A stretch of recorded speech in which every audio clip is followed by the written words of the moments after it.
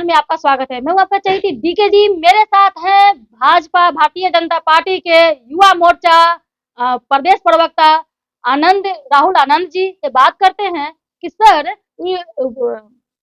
बिहार की जो जनता है, पब्लिक है, जो पब्लिक ओपिनियन जब हम करते हैं, वो लोग का यही कहना है कि राम मंदिर बनने से क्या बेरोजगारी दूर हो जाएगी। ये आखिर बीच में यहाँ पर राम मंदिर कहाँ से आ गए?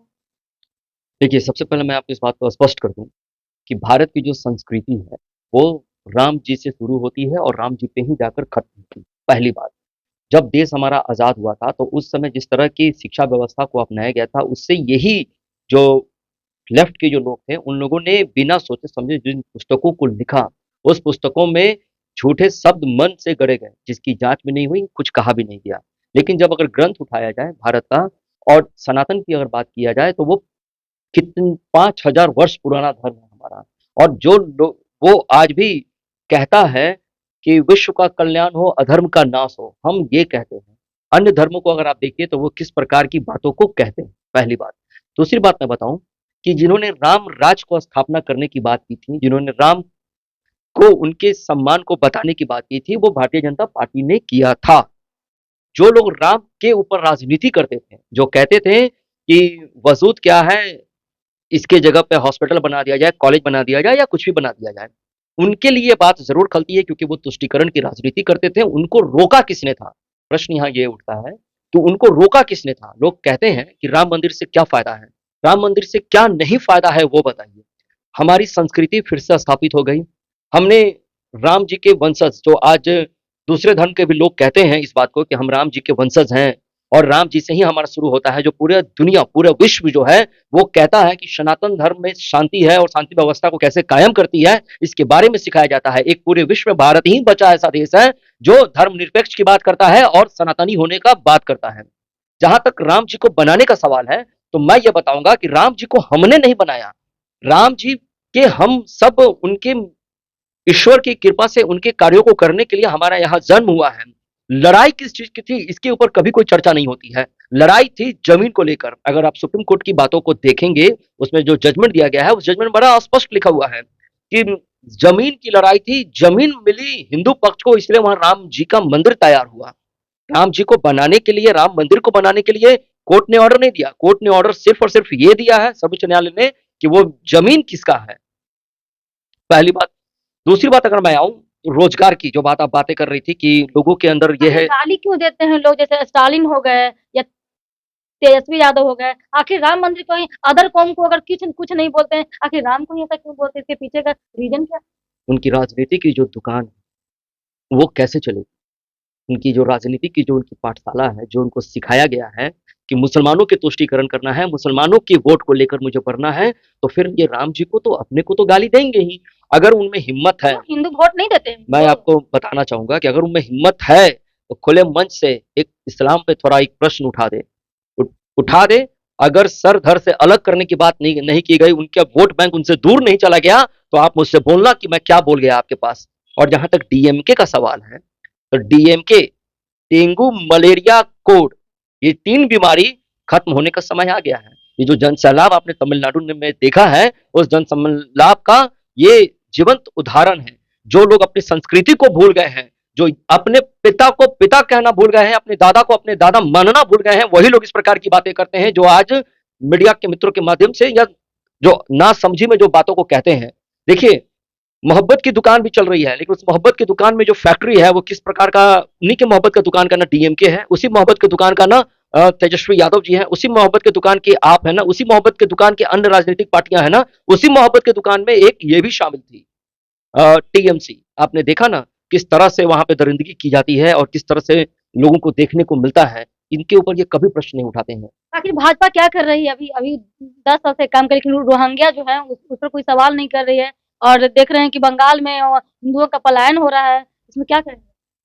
देखिए, पार्टी ने जिस कामों को किया है, आप कश्मीर से लेकर कन्याकुमारी तक अगर इसकी मैं चर्चा करूं, तो ये अनुभव करने की चीजें हैं। इसको बताने से मेरे शब्द या आपके पेपर ठीक है सर, 3 तलाक कर दिया, 370 कर दिए, कश्मीर को अपने तरफ ले लिए, अलग बात है, राम मंदिर के कर लिए। लेकिन जो बर्मा से आ रहे हैं, म्यांमार से आ रहे हैं, तो बंगाल से आ रहे हैं, इस तरीके से अपन पश्चिम बंगाल में देख रहे हैं कि पूरा भरा हुआ रोहिंग्या, इस पर कुछ कार्रवाई नहीं हो और लागू किया गया एनआरसी, उस पर भी मतलब कि हंगामा चल रहा है। देखिए, हमारा देश गुलाम कैसे बना? हम में से कोई फूटा था, तभी ना दूसरा देश के शासक आके आप पे शासन करने लगे थे। ये तो मानसिकता है। ठीक उसी तरह से जो हमारे पड़ोसी राज्य हैं, जो देश की सीमाओं से लगते हैं, वो तुष्टीकरण की राजनीति के लिए इस प्रकार के अनाप-शनाप चीज़ों को करते हैं। मैं आपको एक संदर्भ याद दिलाना चाहूँगा, एक दृश्य 2005 के आसपास का है, हालाँकि मेरी उम्र बहुत छोटी थी, मैंने देखा, मैंने पढ़ा इस चीज़ों को। ममता दीदी एक पंच लेकर जाती है सदन में और स्पीकर के सामने उसको फाड़ कर फेंकती है और ये जीता जाता उदाहरण देने की कोशिश करती थी कि हमारे देश में बाहर के लोग आ रहे हैं, उनके गलत तरीके से इस्तेमाल करके उनका वोटर आईडी कार्ड बनाया जा रहा है। ये मीडिया में ये उपस्थित है, ये मिल जाएगा ढूँढने पे। वही ममता दीदी आज क्या कर रही है? आज वही ममता दीदी कहती है कि मुसलमानों को छुआ तो मुझसे बुरा कोई नहीं होगा। इस तरह के बयान आते हैं ना। वही ममता दीदी कहती है कि भाजपा मुसलमानों को परेशान करती है। वही तेजस्वी यादव के पार्टी के बड़े-बड़े मुखिया कहते हैं कि भारतीय जनता पार्टी मुसलमानों को परेशान करती है। जो मेरा है ही नहीं, वो मेरा हो कैसे सकता है? यानी आप व्यवस्था में जो त्रुटि है, उसके माध्यम से हो जा रहा है। आप अपने देश की आंतरिक सुरक्षा को लेकर अगर आप पहल नहीं करिएगा, अभी कुछ दिन पहले एक लॉ लाया गया था एसटीएफ के लेकर। सबसे ज़्यादा बेचैनी किन राज्यों को हुई थी? कि एसटीएफ को जब दिया गया कि सीमा से आप 60 किलोमीटर अंदर आ सकते हैं, तो सबसे ज़्यादा बेचैनी किसको हुई?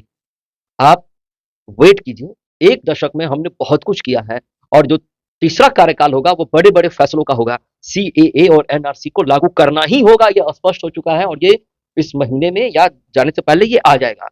ताकि छोटा-मोटा काम के लिए, सारा चीज़ करने के लिए हर बार में ये सुप्रीम कोर्ट का दरवाज़ा खटखटाने के पीछे अभी भी राम जी का जो अभी हो रहा है, काशी, मथुरा के लिए, फिर सुप्रीम कोर्ट का दरवाज़ा यानी कि राम जी और कृष्ण जी और शिव जी सब कोर्ट के दरवाज़ा खटखटा रहे हैं, इसका मतलब क्या है? देखिए, न्यायालय पे भरोसा होना चाहिए। सत्य पराजित हो सकता है, सत्य को आप दबा सकते हैं। जब तक सत्य अपने आप को सँभालने की कोशिश करता है, तब तक झूठ एक-एक दरवाजे पे पहुँच चुका होता है और लोगों को बता चुका होता है कि मैं ही सच हूँ। लेकिन जब सच निकलता है, तो वो जितनी भी इमारतें बनाई जाती हैं, वो सारी धराशायी हो जाती है। सत्य अकेला चलो की परिभाषा को समझता है।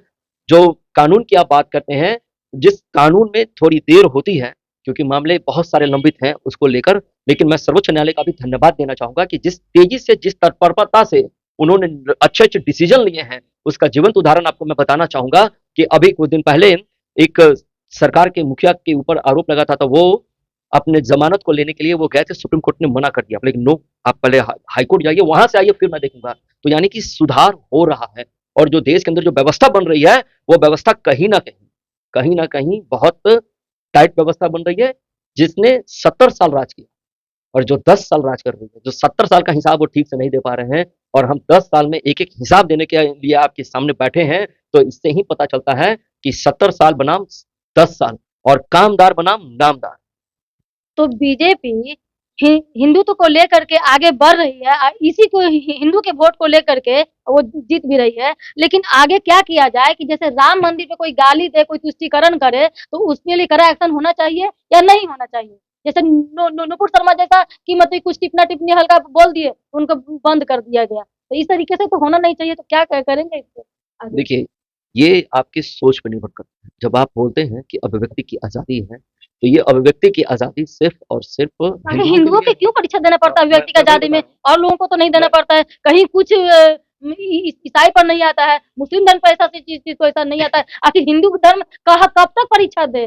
देखिए, हिंदू और हिंदुत्व जो है, वो बड़ा सॉफ्ट कॉर्नर होता है। वो कभी भी किसी के लिए बुरा नहीं सोचता है, लेकिन उसके लिए जिसने भी बुरा सोचा है, उसके लिए बुरा ज़रूर होता है।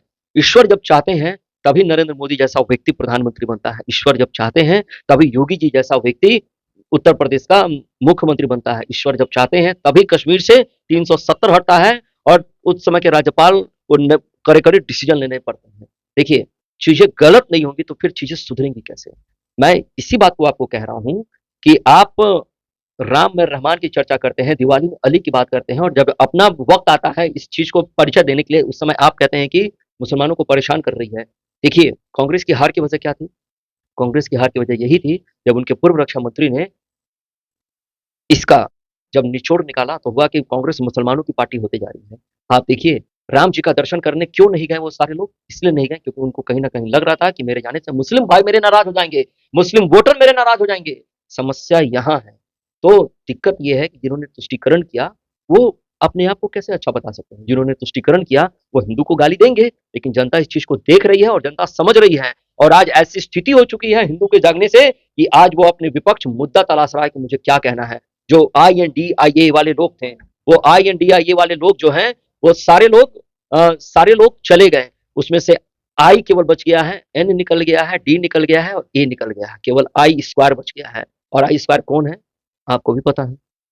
तो बिहार में देखें कि डबल इंजन की सरकार जो बन गई है, तो उसमें क्या लगेगा इस बार बिहार में फैक्ट्री का कुछ होगा? कुछ यानी कि यहाँ से मजदूर पलायन करेंगे या नहीं करेंगे? क्या होगा? देखिए, हमारे बिहार की जो आबादी है, उसके अनुपात पे अगर काम किया जाए, तो मैं आपको बताऊँ कि जो डबल इंजन की जो सरकार है, उसने जब शाहनवाज़ हुसैन जी के हाँ, उद्योग में। कार्यकाल में हाँ। जिस तरह से उद्योग विभाग में जिस तरह से रिवॉल्यूशन लाने की कोशिश की थी, उस रिवॉल्यूशन को कुछ दिन के लिए दब गया गलत डिसीजन लेने की वजह से जब सरकार बदल गई।